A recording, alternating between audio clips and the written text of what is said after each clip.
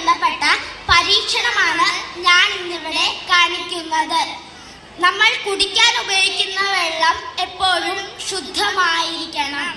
ഇതിന്റെ പേര് മുച്ചട്ടി അരിപ്പ.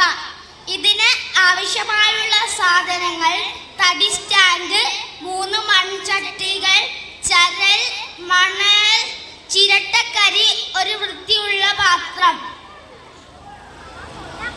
ഫസ്റ്റത്തതിനകത്ത് ചരലും മണലും കൂടി മിക്സാക്കിയിരിക്കുന്നത്, രണ്ടാമത്തതിനകത്ത് കല്ല്, മൂന്നാമത്തതിനകത്ത് ചിരട്ടക്കരി, താഴെ ഒരു വൃത്തിയുള്ള ഗ്ലാസും. ഇനി